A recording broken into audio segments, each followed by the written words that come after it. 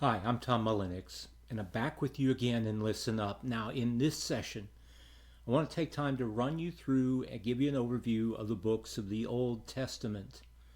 I know I told you to focus on the New Testament, that's in session number 4, and I do want you to do that, but here I'll give you an overview so we understand what's going on. The easiest thing for you to do is get a hold of a Bible and look at a table of contents. If you want to do it on your phone, recognize you want to go with the traditional order of the Old Testament, and I'll walk you through it. So you may want to pause right now and find that table of contents and come back to me. Here we go.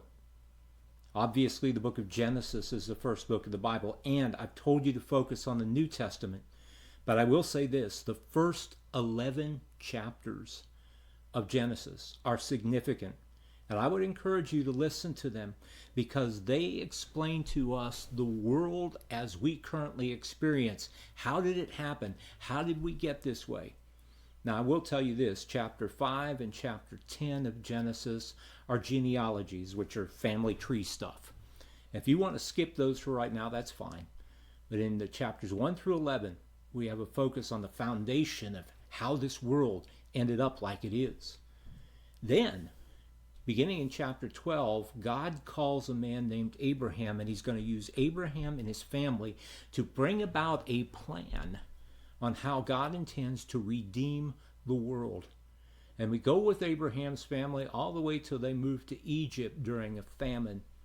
And the book of Exodus opens with them in Egypt hundreds of years later, when they are being oppressed and enslaved by the Egyptians, and God calls a man by the name of Moses to lead the children of Israel out of Egypt. God causes Egypt to give them up, and they go into the wilderness on the way to the promised land. They meet God at Mount Sinai and receive his law, beginning with the 10 Commandments.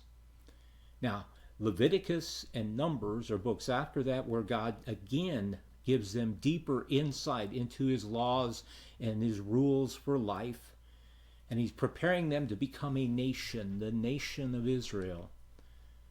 Now, in there are some actions, some activities of people. We get to see how God works with the people to lead them to the promised land. Then Deuteronomy is actually Moses' pep talk to the children of Israel before they go into the promised land. Now, those first 5 books of the Old Testament are often called the law.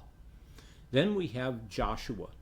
Now, Joshua is the general who is going to lead Israel to conquer the promised land by God's direction. And the book of Joshua is this history of God's communication with Joshua and how the children of Israel, their armies, fulfilled that. The people received the land.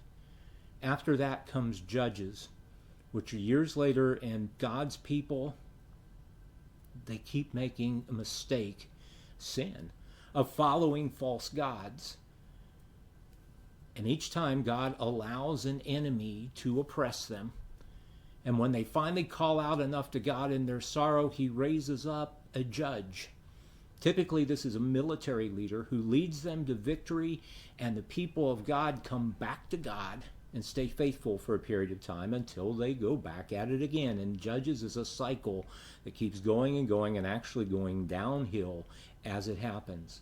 Now, the book of Ruth happens during the time of the Judges.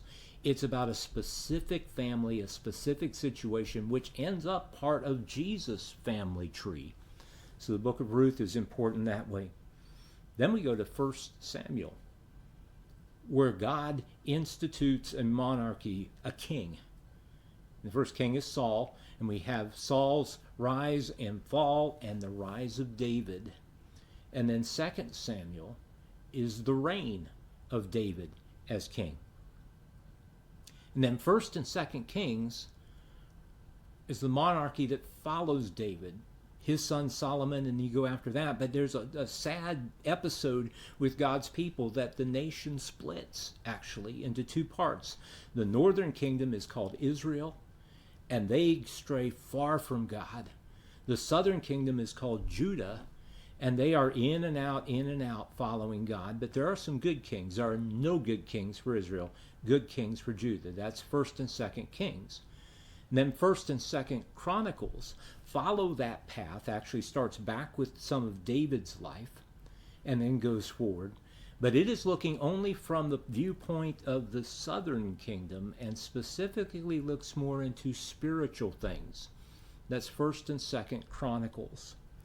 And then we have, and by the way, as God follows through the kingdom, this is important. God had told the people before, even in Deuteronomy, if you don't obey me, I'm going to send you away from here into exile. And both 2nd Kings, 2nd Chronicles end up with God's people going into exile. Ezra and Nehemiah are about when God's people come out of exile in Babylon back to the promised land and how God works with them. Esther happens while the children of Israel, the Jews, are in exile. And it is about a time when they had a pending or imposing genocide that's going to happen to them. But they are able to avoid genocide. That's Esther. And then we have Job and Psalms and Proverbs and Ecclesiastes and Song of Solomon or Song of Songs. They are all Hebrew poetry. I'll talk to you about poetry in another session later on. But Job is the saga of a man who is faithful to God, but he ends up in a contest between God and Satan. You see, Satan says, the only reason Job stays faithful to you, God, is because you blessed him. He's got money beyond what you could imagine, and he's got a great family. God says, go ahead, take the blessings away. And Satan does. Job stays faithful. And then Satan says to God, well, it's only because of his health. And God says, you can take away his health, but you can't kill him. And Satan does that. And the rest of Job is Job talking and suffering over what has happened in his life, because he has no clue it happened. And he has 3 friends who show up to, first of all, console him, but then they get mad at him, basically, when he doesn't accept their advice. And the whole story is Job is back and forth between them, and then God shows up and shows his greatness, and God restores Job. Actually gives him double the property and possessions he had before. That's the book of Job. Psalms is the Hebrew songbook. Each psalm is a song. There are 150 of them. You can learn about worship in the Psalms. Proverbs is the book of wisdom or life skills. The beauty about Proverbs, and I talked to you about using it in your plan, but Proverbs has 31 chapters, so it fits our calendar. You can do a proverb a day and know exactly where you should be, a chapter of Proverbs. Most of Proverbs are just little statements about life, but they're filled with wisdom, filled with ways to manage life. So Proverbs is a good place to look. And then Ecclesiastes is a celebrity tract. Celebrity tract from the richest and the most brilliant man in the world at that time. His name was Solomon, the king. And he talks about, I tried all sorts of things to make my life good, and it's meaningless. He works his way down through to the end, and it's good to read or listen to Ecclesiastes all in one piece. It'll take you a little while, but it is valuable to see it all in one piece because it's a celebrity tract. And Song of Songs or Song of Solomon is a celebration of love between a man and a woman, the love of marriage. The final 17 books of the Old Testament starts with Isaiah, ends with Malachi. They are prophets. Now, prophets speak for God. Yes, we think about prophecy as being future-oriented, and some of it is in there, but most of it is simply God telling his people where they've gone wrong and how to get back right with him. That's the presentation. Some of the books are really long. They're called major prophets, and then others are really short. They're called minor prophets. Has nothing to do with their value, just how they're put in the Old Testament. Daniel is a book that is, half of it is about experiences God's people, some young men who belong to God, had while in captivity in Babylon and Persia, and how God used them. And then the other part is prophecy, a lot of it future predictions. But the prophets speak for God. That's a rundown of the Old Testament. Remember, in the Old Testament, you can learn God's nature and God's character. You can learn a lot about human nature. We learn about how God treats people and how people treat God. And we can learn that God is intent on having his mission done, which is to take man who is fallen, who is in sin, and call them back to himself. And the answer to that is Jesus. Jesus is the hub of the wheel. The Old Testament keeps telling us there's somebody coming, there's somebody coming, there's somebody coming, and God's going to use him in a marvelous way to redeem his people and all peoples. And then the Gospels are about Jesus, and the rest of the New Testament points back to the fact that Jesus came and Jesus is coming again. And so as you read the Old Testament, remember, we live under the New Testament. Our forgiveness of sins is not animal sacrifice. It is the perfect sacrifice of Jesus.